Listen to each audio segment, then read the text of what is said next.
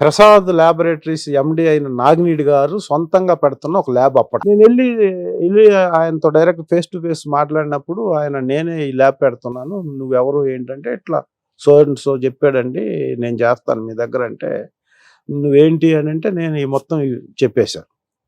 ఇంత highly qualified person నాకు అవసరం లేదు, పైగా నువ్వు అసలు అవసరం లేదు, సినిమా పిచ్చున్నోడివి, నాకు సినిమా ల్యాబ్కు సంబంధించిన వర్క్ చేయాలి తప్ప సినిమా పిచ్చున్నోడు నాకు పనికిరాడు ఇక్కడ, కాబట్టి నువ్వు అన్ఫిట్, నువ్వు వెళ్ళిపో నువ్వు అని చెప్పాడు.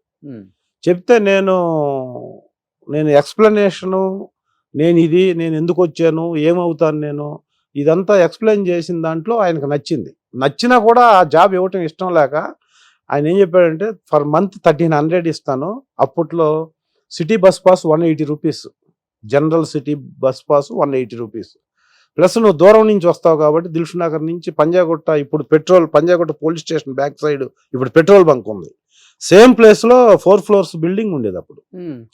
దాంట్లో ఫస్ట్ ఫ్లోర్లో ఆయన రెసిడెన్సీ, గ్రౌండ్ ఫ్లోర్లో ల్యాబ్.